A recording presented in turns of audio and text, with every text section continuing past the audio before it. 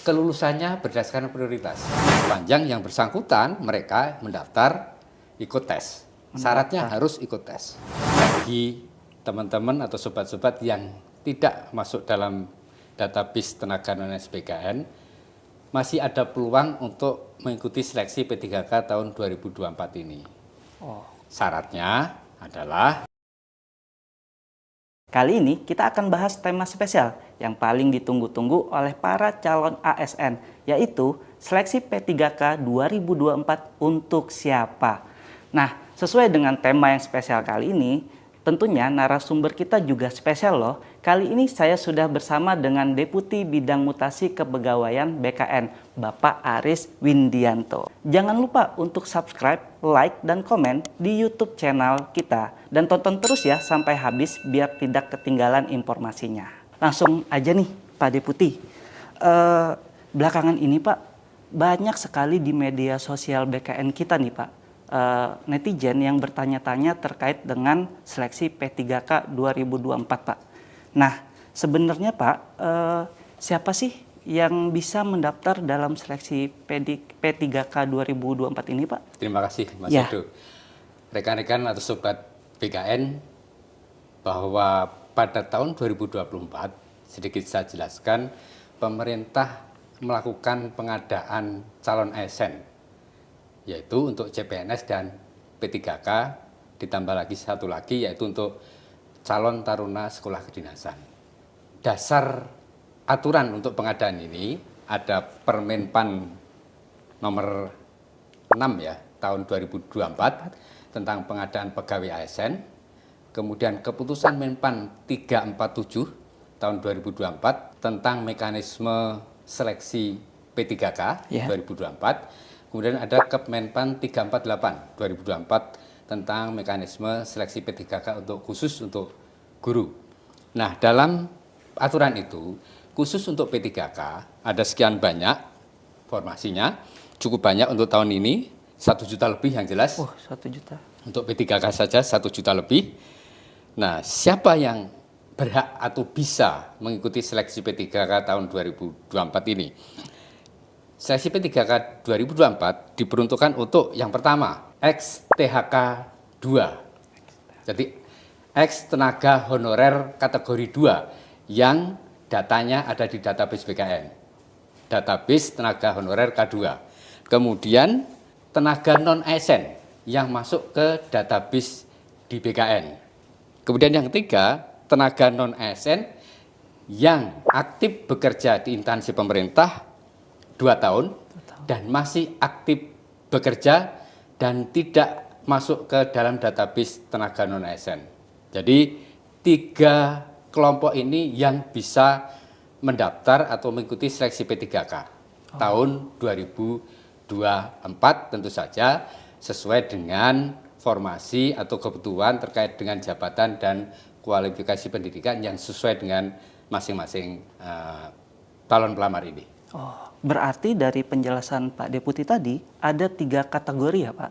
Yang pertama tadi ex-THK 2, betul. Terus pegawai non-ASN yang datanya masuk dalam database BKN, betul. Dan masih aktif, betul. Serta yang terakhir adalah pegawai non-ASN yang masih aktif 2 tahun terakhir ini. Ya. Seperti itu ya Pak? Ya.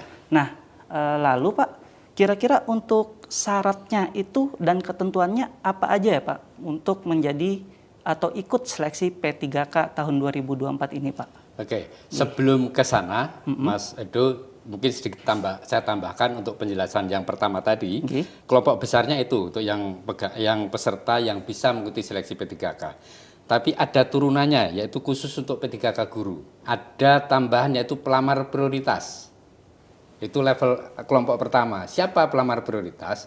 Pelamar prioritas adalah pelamar yang lulus seleksi JF guru tahun 2021. Ya, tahun 2021, istilah yang kita gunakan di pengolahan adalah P-TL, lolos passing grade atau nilai ambang batas, tetapi tidak lulus karena keterbatasan formasi, dan tidak pernah dinyatakan lulus seleksi untuk JF guru periode sebelum tahun 2024 ini. Dan saat ini tentu saja masih bekerja di instansi pemerintah.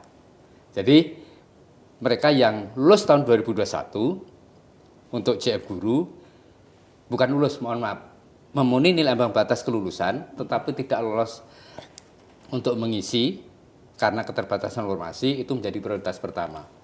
Untuk tahun 2024 ini, untuk seleksi 2024 ini. Kemudian berikutnya sama, non-ASN yang terdaftar di database non-ASN PKN, kemudian guru non-ASN di sekolah negeri yang terdaftar di Dapodik dan aktif mengajar. Dapodik itu daftar pokok pendidik lah di Kementerian Pendidikan dan Kebudayaan.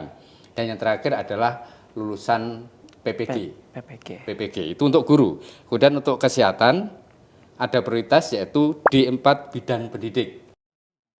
Ya, D4 bidang pendidik yang tahun 2023 itu terdiskualifikasi walaupun sudah lulus karena formasi atau kualifikasi pendidikannya tidak sesuai dengan yang dipersyaratkan, sehingga di akhir dia dinyatakan tidak lulus, maka mendapatkan prioritas untuk seleksi tahun 2024 ini. Kemudian selanjutnya XTHK2, non-ASN terdaftar di database non-ASN PKN, dan tenaga non-ASN yang aktif bekerja di instansi pemerintah. Jadi untuk yang pertama. Kemudian yang kedua adalah persyaratannya ya berikutnya pertanyaan kedua. Pak. Nah, persyaratannya ada usia, ada pengalaman. Usia dan pengalaman ya. Kalau P3K usia minimal 20 tahun ya.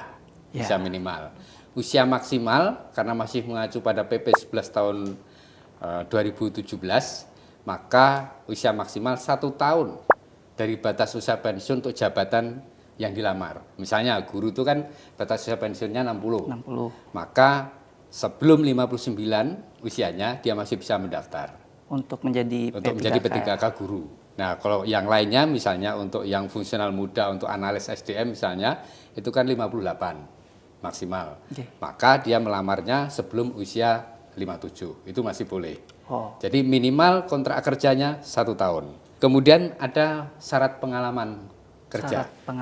Syarat pengalaman kerja adalah minimal 2 tahun untuk jenjang pemula terampil dan sebagainya, kemudian minimal 3 tahun untuk jenjang ahli muda. 3 tahun. Dan ini karena ini P3K sekarang ini ada yang khusus untuk yang khusus, terutama yang prioritas, yang urutan yang ketiga tadi, yang aktif mengajar 2 tahun di instansi tempat dia lamar, jadi ya di satu instansi gitu. Beda dengan P3K formasi umum, itu bisa pengalaman kerja 2 tahun, bisa akumulasi dari beberapa instansi. Kalau ini tidak, harus di 2 tahun di instansi dan melamarnya harus di situ. Harus di situ ya. Betul. Berarti soalnya ada pertanyaan seperti ini Pak. Misalkan ada XTHK2 yang aktif bekerja di instansi A, sebutlah. Ya. Terus dia ingin melamar menjadi P3K di instansi B, atau ada orang umum ingin melamar P3K di suatu instansi. Berarti hal itu apakah masih dimungkinkan, Pak? Kalau yang nomor 1 tadi, XTHK2, dia masih bekerja. Ya. Itu wajib. Wajib di instansi A lagi berarti dia di instansi A lagi. Oke. Itu untuk yang XTHK2 maupun tenaga non-ASN, maupun yang ada di database, maupun tenaga non-ASN yang tidak ada di dalam database. Tidak ada dalam database. Prinsipnya adalah aktif bekerja. Aktif bekerja. Untuk yang dia tidak bekerja menjadi tenaga non-ASN di suatu instansi, jelas tidak bisa melamar. Untuk P3K tahun 2024 ini. Berarti memang dikhususkan ya Pak? Seperti dikhususkan. itu, dikhususkan. Dari penjelasan Pak Deputi tadi, apakah ada Pak kelompok sasaran tertentu yang mendapatkan afirmasi seleksi P3K tahun ini? Misalkan diperuntukkan hanya untuk tenaga honorer atau non-ASN yang hanya terdaftar di BKN Pak? Begini, jadi berdasarkan keputusan Menpan 347, 348, dan yang lainnya, kelulusannya berdasarkan prioritas. Untuk yang Kemenpan 347, prioritas pertama adalah XTHK2. Oke, XTHK2. Prioritas kedua adalah tenaga non-ASN yang ada di database BKN. Oke. Prioritas ketiga adalah tenaga non-ASN yang tidak ada di database BKN.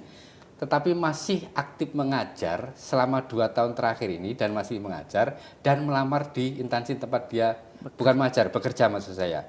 Dan melamar di instansi tempat dia bekerja. Gambarannya gini implementasinya. Kalau di instansi A ada 10 THK2 untuk satu jabatan. Kemudian formasinya tersedia 25 untuk jabatan itu, maka pasti yang bersangkutan THK2 tadi 10-10-nya pasti keangkat sepanjang yang bersangkutan mendaftar dan ikut tes, ikut seleksi. Karena kelulusannya ranking. Tadi 25 formasi ya. Iya. 10 sudah dipakai oleh ex-THK2, sisa 15. 15 ada tenaga non-ASN yang masuk database BKN sejumlah 50 dari instansi itu untuk jabatan itu. Maka tenaga non-ASN yang ada database yang lulus ada 15 orang. Oke, sisanya karena 50 kurang 15 masih 35. Ya. Dia tidak lulus. Kemudian masih ada lagi tenaga non-ASN yang tidak ada di database BKN, yang bekerja di situ dan punya pengalaman 2 tahun. Benar. Sejumlah misalnya 20. Dia juga mendaftar, tapi pasti dia tidak lulus.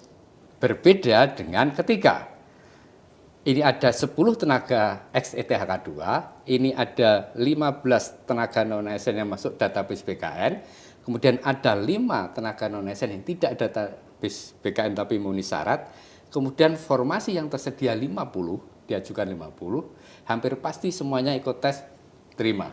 Karena 10, 15, 5, 30. Formasi yang disediakan misalnya 30 misalnya, pasti keangkut semua. Sepanjang yang bersangkutan mereka mendaftar ikut tes. Syaratnya harus ikut tes. Berarti syaratnya itu adalah mendaftar dan ikut tes Iya. ya Pak? Tidak ada otomatis. passing grade seperti itu? Ranking. Dikategorikan untuk ranking honorer, untuk non-ASN, ASN, atau digabung rankingannya ini semua Pak? Jadi ini seringkali juga membuat bingung Benar. para pelamar. Benar. Oh saya nilai saya bagus kok. Saya kalah dengan nilai yang di bawah saya. Gitu. Benar, seperti itu Pak. Ya, itu yang sering kali pertanyaan masuk atau sanggahan masuk. Tadi sudah saya sampaikan berdasarkan peraturan keputusan Menpan 347, kemudian 348, kayak 347 umum, 348 itu khusus guru. Kemudian berapa untuk yang 9 untuk kesehatan. Kesehatan, benar sekali Pak. Itu ada prioritas untuk seleksi P3K tahun 2024 ini. Sekali lagi, prioritas pertama secara umum saja adalah ex-THK2. Prioritas kedua adalah tenaga non-ASN yang ada di database BKN. Non-ASN database BKN. Ya. Yang ketiga, tenaga non-ASN non-database BKN. Tenaga ASN non-database BKN. Prioritasnya ya Pak? Ya. Jadi, yang pertama adalah di ranking dulu THK2. Ini taruh di atas. Iya. Oke, misalnya formasinya lebih dari ex-THK2 ini dan sesuai dengan formasinya atau kualifikasi pendidikan dan jabatannya, ini pasti akan keangkat semua. Oke. Yang ex-THK2. Kemudian baru yang tenaga non-ASN yang database BKN di ranking. Kalau formasinya masih tersedia, mereka lah yang lolos sesuai dengan rankingnya, peringkatnya. Kalau masih ada sisa formasi, ada atau tidak pun tetap dilakukan, di ranking lah yang tenaga non-ASN non-database. Yang masih tersedia formasi, keangkatlah sesuai dengan peringkat terbaik. Sisanya tidak terangkat. Oh, berarti Pak Deputi seperti ini ya, kalau ibaratnya orang awam yang memandang perankingan itu, misal THK2 mendapat nilai, misal nih Pak, mendapat nilai 50. Betul. Tapi pegawai non-ASN yang database dapat nilai 100. Ya. Itu tetap THK2 yang diutamakan karena prioritas tadi ya Pak? Iya. Oh, seperti itu. Baik. Nah, untuk guru ada tambah satu prioritas lagi. Apa itu Pak? Yang PTL. P itu memenuhi ambang batas kelulusan. Tahun TL itu tidak lulus. Tidak. Oh, oke. Jadi lolos passing grade tapi tidak lulus karena tidak tersedia formasi. Habis formasinya dia kalah peringkat. Ini menjadi prioritas pertama. Lebih pertama lagi dari THK2 tadi Pak ini. Oh, tapi itu namanya pelamar prioritas. Pelamar prioritas. Tapi ini hanya untuk guru berarti ya Pak? Ya, hanya untuk guru. Hanya untuk guru. Tapi nah pelamar prioritas ini juga di ranking dulu. Oh. untuk kelompok pelamar prioritas ini misalnya ada banyak, dilihat XTHK 2 mana dulu itu ditambahkan. Kemudian tenaga non-ASN database yang seperti itulah gitu ya. Berarti gitu. Ibaratnya pelamar prioritas ini juga terbagi ada XTHK 2 seperti betul, itu lagi ya Pak. Iya. Nanti baru di bawahnya XTHK 2 lagi yang baru seperti itu. Iya. Oh. Yang tidak ikut seleksi 2021. Benar sekali seperti itu. Atau tidak lulus tidak memenuhi nilai ambang batas kelulusan di seleksi tahun 2021. Nah, tadi Pak Deputi sudah menjelaskan juga terkait kategori honorer dan non ASN ya Pak. Iya. Nah, apakah memang dua hal ini merupakan dua kriteria yang berbeda, Pak? Jadi honorer itu honorer, non ASN itu non ASN. Betul. Nah, dan apakah bisa dibilang semua pekerja yang bekerja di instansi pemerintah itu dapat di luar PNS dapat dikelompokkan dalam dua kategori ini, Pak? Apa tersendiri lagi dia? Jadi nomenklatur atau istilah itu kita mengacu pada aturan atau kebijakan yang dituangkan oleh Kementerian PNRB tadi sudah saya sampaikan. Jadi kalau XTHK 2 atau tenaga honorer K2 itu dulu kita ingat tahun 2004 ya, terkait dengan pengangkatan tenaga honorer menjadi CPNS. Yaitu diawali dengan THK 1 yang langsung diangkat, hanya seleksi administrasi, kemudian ternyata dianggap sudah selesai, ternyata masih ada yang tertinggal dan seterusnya, maka ada gelombang kedua yaitu THK 2. THK 2 kemudian dilakukan pakai seleksi, dan ternyata masih didata dulu oleh BKN, diverifikasi validasi oleh BKN dan BPKP, kemudian dilakukan seleksi, sudah diangkat tetapi tidak bisa seluruhnya terangkat karena keterbatasan informasi. Nah, sisa yang belum terangkat tadi, itulah yang dinamakan tenaga honorer kategori 2. Ex tenaga honorer kategori 2 yang database-nya ada di BKN. Mungkin sekarang masih ada sekitar 300 sampai 400 ribu. Saya kurang tahu pasti, karena itu bergerak seiring dengan ada beberapa yang mengikuti tes calon ASN dan diterima, jadi mengurangi data itu. Berarti jadi dinamis, berkurang ya Pak? Berkurang, jelas berkurang. Kemudian ada kebijakan di PP 49 tahun 2018 tentang manajemen P3K bahwa instansi dilarang mengangkat lagi tenaga honor atau istilah lain yang sejenis. Istilahnya apapun tapi sejenis tidak boleh melakukan pengangkatan. Kemudian batas akhirnya adalah tanggal sekian gitu. Dan ada surat Menpan terkait dengan pendataan tenaga, digunakanlah istilah tenaga non ASN. Dilakukan pendataan dan ada tadinya 1,7, sekarang mungkin tersisa 1,3 di database BKN. Oke, dan itu melalui verifikasi validasi dari BKN dan BPKP. Tetapi di luar itu masih banyak bukan PNS, bukan P3K, bukan tenaga yang masuk database BKN, bukan ex tenaga honorer yang betul-betul bertugas. Misal, sopir, cleaning service, dan sebagainya yang memang tidak masuk kategori dalam pendataan tenaga non ASN. Ini masuklah ke kelompok tenaga non ASN yang di luar database BKN maupun yang orang-orang yang bekerja di instansi pemerintah untuk pekerjaan-pekerjaan tertentu, jabatan tertentu di luar pramugari, cleaning service dan sebagainya, tapi tidak masuk ke database BKN dan betul-betul masih aktif bekerja sampai hari ini. Nah, itu tenaga non ASN yang non database. Non database ya. Nah, berarti tadi kita masuk ke data non ASN yang tidak masuk database, Pak. Betul. Untuk mereka, apakah mereka masih memungkinkan mendaftar seleksi P3K 2024, Pak, yang tidak masuk database tadi itu, Pak? Ya, terima kasih Mas Edo. Jadi Sobat BKN, bagi teman-teman atau sobat-sobat yang tidak masuk dalam database tenaga non-ASN BKN, masih ada peluang untuk mengikuti seleksi P3K tahun 2024 ini. Syaratnya adalah tersedia formasi. Tersedia formasi, satu. Yang kedua, melamar di instansi tempat dia bekerja saat ini. Itu kemudian tadi walaupun kelulusannya, tetapi prioritas kelulusannya di urutan ketiga. Di urutan ketiga ya. Pertama adalah XTHK 2, Benar. kemudian tenaga non-ASN yang masuk database, kemudian tenaga non-ASN yang tidak masuk database dan yang masih aktif bekerja minimal 2 tahun sampai dengan hari ini. Itulah teman-teman yang tidak di database itu bisa melamar di situ. Syaratnya melamar dan ada jabatan yang sesuai dengan kualifikasi pendidikan. Kalau instansi menyediakan formasi untuk jabatan pelaksana, silahkan teman-teman itu bisa melamar di jabatan pelaksana itu. Ya. Pak Deputi, terangin sekali lagi dong. Tadi saya masih sedikit belum memahami terkait adanya tenaga kerja non ASN yang termasuk database BKN dan yang tidak termasuk database BKN. Nah, apa sih kriteria atau ciri tanda bahwa tenaga kerja non ASN itu sudah masuk database BKN begitu? Bagaimana cara mengetahuinya tuh mereka? Seperti itu. Terima kasih, Mas Edi. Ya, siap. Jadi tadi sudah saya jelaskan sedikit terkait dengan istilah tenaga non ASN yang ada di database BKN. Benar. Dan tenaga non ASN yang non database BKN. Benar.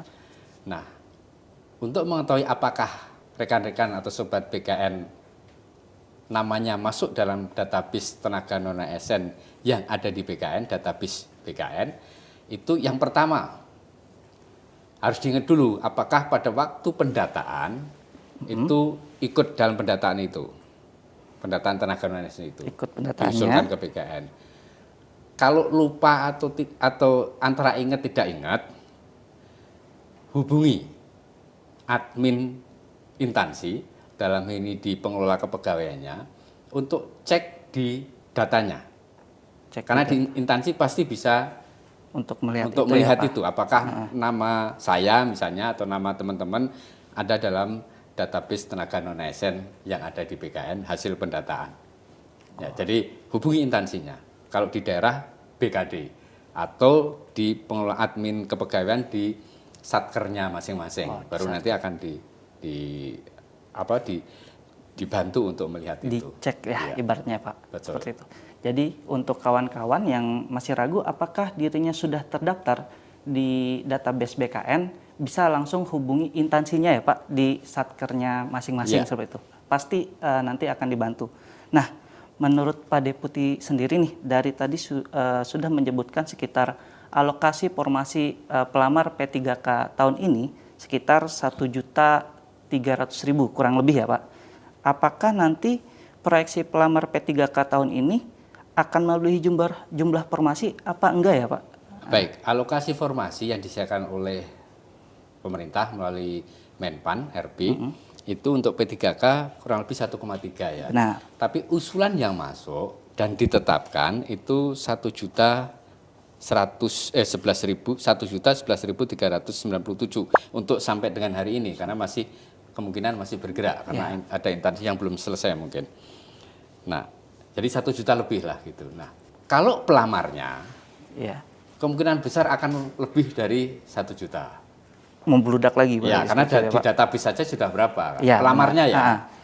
Tapi serapan atau realisasi formasinya belum tentu. Harusnya untuk P3K ini karena khusus, artinya instansi menetapkan atau mengusulkan rincian formasinya itu sudah melalui analisis di samping kebutuhan juga jumlah dan sebaran calon pelamar, dalam arti ada XTHK 2-nya, ada tenaga non-ASN yang masuk database BKN, dan ada tenaga non-ASN yang tidak masuk database BKN yang memang bekerja di instansi itu. Jadi kalau instansi sudah melakukan penghitungan dan semua tercover sesuai dengan apa yang ada, kita harapkan jumlah 1.011.000 lebih ini akan terpenuhi. Karena ini kan formasinya khusus sebetulnya. Benar sekali, benar. Ya.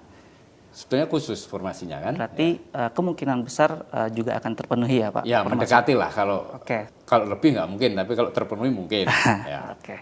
Baik Pak Deputi, tadi sudah dijelaskan beberapa hal tentang tenaga kerja honorer, baik non-ASN yang terdaftar di database BKN dan tidak terdaftar di database BKN.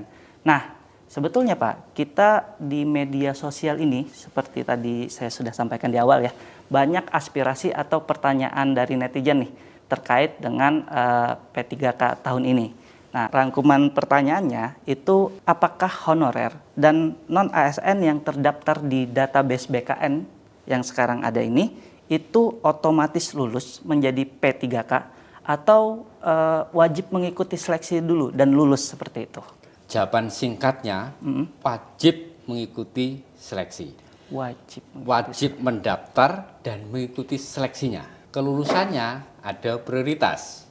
Tadi kelompok. XTHK 2 kalau nggak mendaftar, ya nggak akan diangkat. Benar. Tenaga non-ASN yang ada di database BKN, kalau tidak mendaftar dan ikut seleksi, ya nggak bakalan lulus dan diangkat. Lulusnya kalau mendaftar dan ikut seleksi, ya kalau dia di ranking hasil seleksinya nilainya ada seleksi kompetensi, benar, ya kan, kemudian ada wawancara kan, wawancara tertulis. Ya. Seleksi kompetensi ada manajerial sosiokultural, kemudian ada teknis. Ya. Kemudian ada wawancara tertulis. Kalau di ranking dia masuk ke jumlah dari ketersediaan informasi, ya keangkat. Keangkat ya. Tapi kalau dia tidak masuk, ya tidak keangkat sebagai P3K penuh waktu. Penuh waktu. P3K penuh waktu. Karena apa? Kenapa tidak pasti diangkat? Di samping harus ikut tes juga ketersediaan informasi oleh instansi. Ya.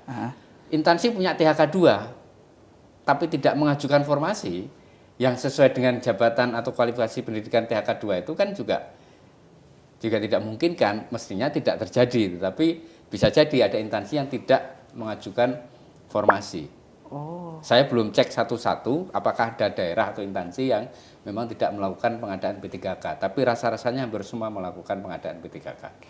Berarti yang penting tuh daftar dulu. Betul. Dan ikut seleksinya ya, Pak. Itu pasti itu isu syaratnya. Syaratnya seperti itu. Nah, ini Pak, ada juga pertanyaan tahun ini seleksi P3K 2024 dengan jumlah formasi P3K yang sekitar 1.100.000 tadi ya Pak, sekisaran itu terbilang cukup besar dan bahkan bisa 5 kalinya untuk CPNS formasinya. Betul, 200 sekian CPNS. Benar sekali. Apakah ini bisa menjadi tanda atau dianggap menjadi tahun terakhir atau kesempatan terakhir bagi pegawai honorer dan non-ASN itu untuk mendaftar sebagai P3K Pak? Kalau kebijakan bahwa XTHK 2 tenaga non-ASN yang ada di database BKN hanya bisa mendaftar atau tahun ini sebagai kesempatan untuk mendaftar terakhir, saya kira tidak.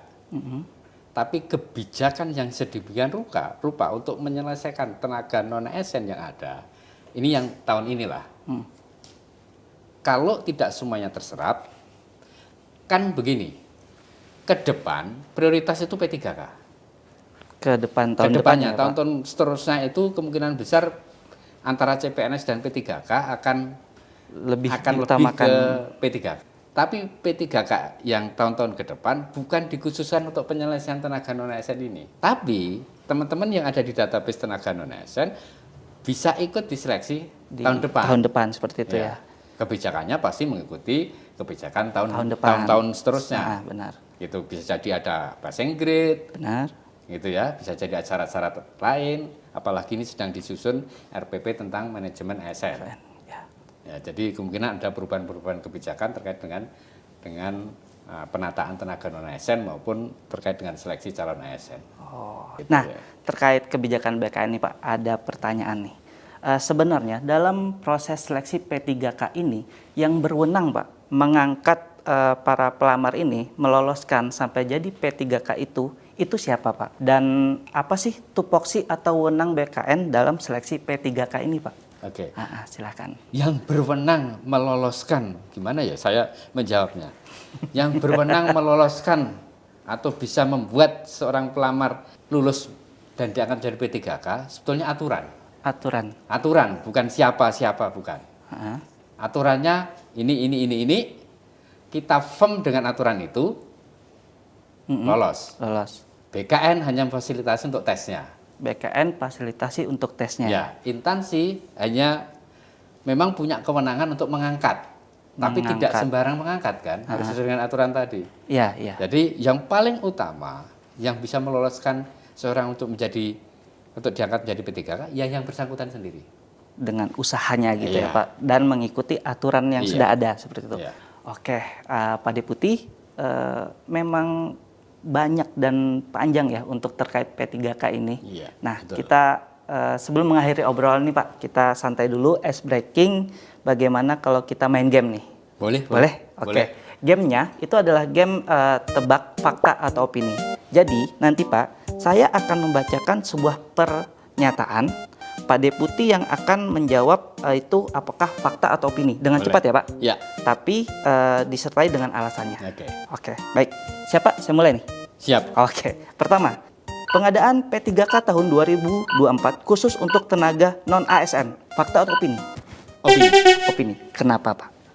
Karena pengadaan P3K tahun 2024 ini tidak hanya dikhususkan untuk tenaga non ASN. Karena di sana ada juga yang ex THK 2. Artinya ex tenaga honorer kategori 2 yang belum terangkat pada saat Gelombang adanya pertama. kebijakan pengangkatan tenaga honorer baik kategori 1 maupun kategori 2. Kedua nih Pak. Siap-siap ya Pak. Seleksi P3K 2024 dianggap hanya formalitas. Para pelamar otomatis diangkat menjadi P3K. Fakta atau opini? Opini lagi. Opini lagi. Kenapa Pak? Karena begini, untuk seseorang pelamar bisa diangkat menjadi calon ASN baik itu CPNS maupun P3K. Kalau tahun ini, kalau yang kita bicarakan adalah P3K, ada beberapa persyaratan. Yang pertama dan utama adalah tersedianya formasi jabatan Tersedianya formasi jabatan. sesuai dengan kualifikasi pendidikan. Sekarang tersedia 1,01. Benar. Dari sisi tenaga non ASN yang ada di database itu 1,3 kalau tidak salah. Benar. Itu saja sudah terlihat. Kalau yang 1,3 semua mendaftar, pasti ada yang tertinggal. Ya, Belum yang THK 2, belum THK 2. belum yang tenaga non ASN non database. Non database. Ini juga menyambung game yang quiz yang pertama tadi. Benar. Di samping tenaga THK 2 ada juga tenaga non ASN non database. Jadi benar. tidak hanya untuk khusus yang tenaga non ASN yang ada di database Oke. untuk P3 tahun ini.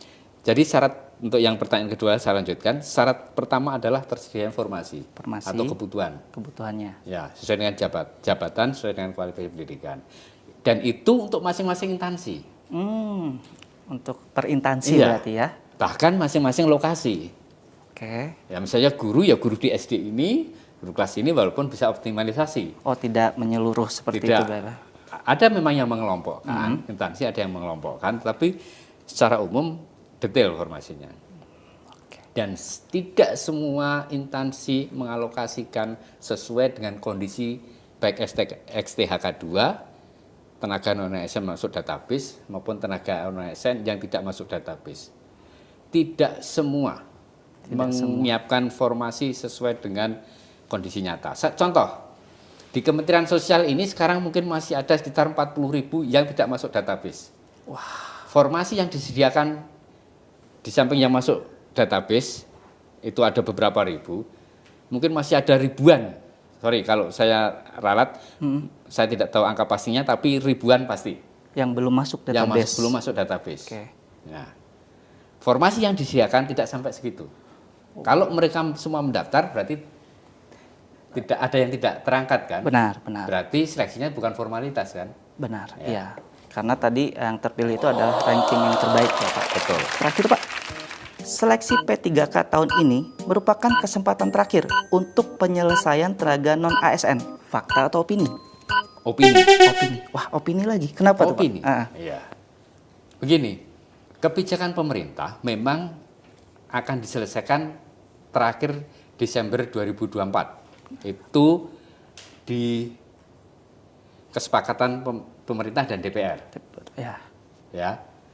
Dan pemerintah dalam ini eksekutif, presiden, menteri dan kita ini sudah membuat kebijakan untuk menyelesaikan di tahun 2024 ini.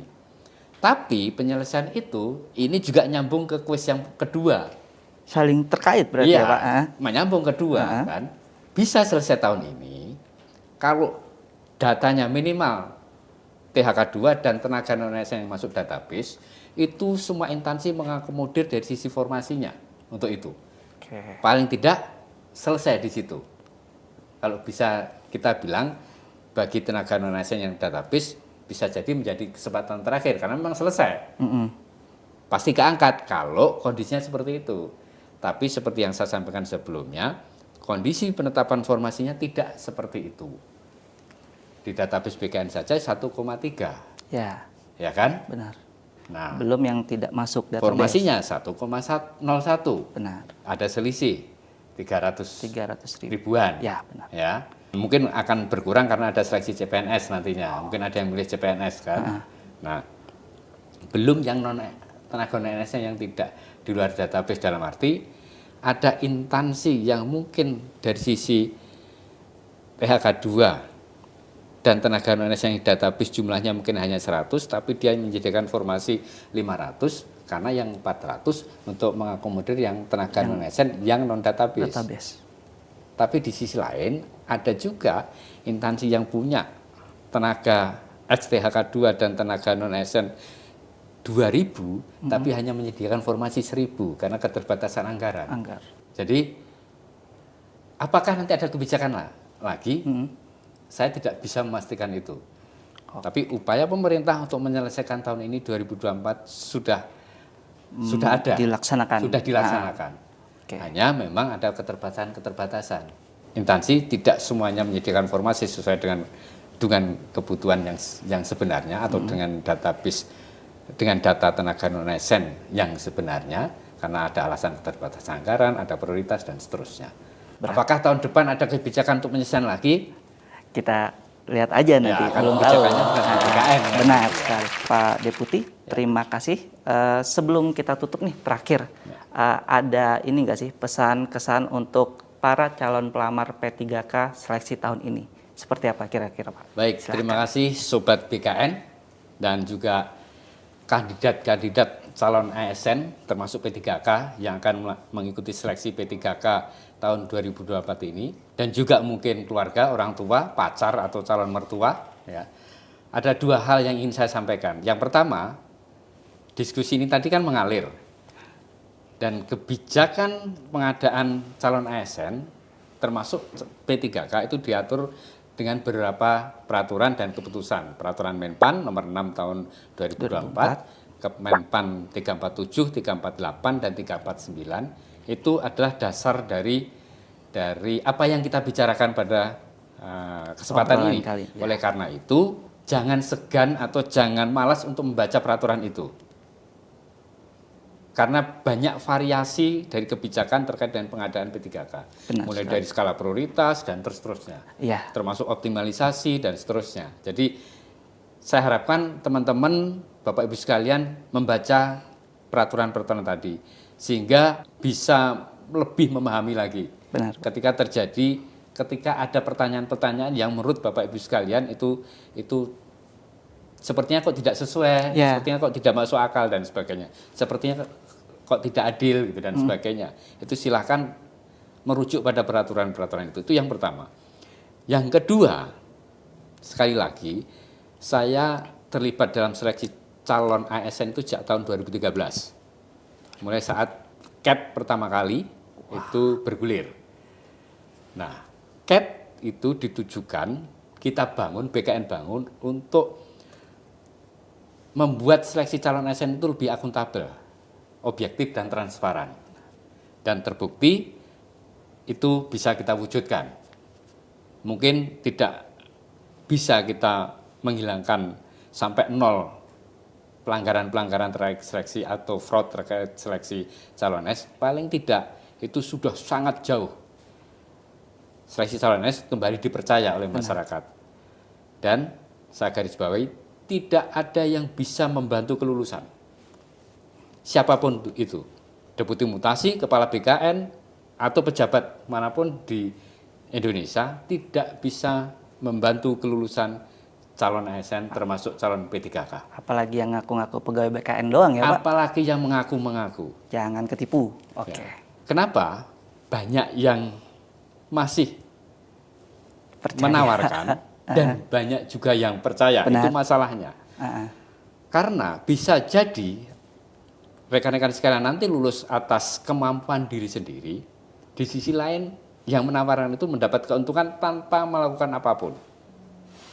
Coba bayangkan kalau ada yang minta tolong 100, lulus 10. Yang 10 di... Hanya duduk diem. Iya.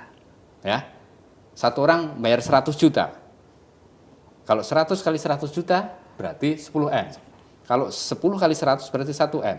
Yang 900 kembalikan, 1M masuk kantong.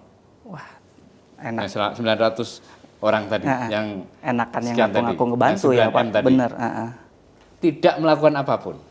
Sekali lagi, tidak ada yang bisa membantu kelulusan. Semua sudah disiapkan oleh BKN, mulai dari pengumuman pendaftaran sampai dengan pengolahan hasil, dan pengumuman hasilnya itu clear by system, tidak ada intervensi dari pegawai BKN atau petugas BKN. Baik, terima kasih Pak Deputi atas penjelasannya. Sama-sama. Ya, semoga bermanfaat bagi kita semua. Amin. Ya. Oke. Nah, bagi Sobat BKN yang mau mendaftar seleksi P3K 2024, jangan lupa untuk membaca surat keputusan Menpan RB tentang mekanisme seleksi P3K 2024 terlebih dahulu untuk mengetahui lebih jelas tentang syarat dan ketentuannya.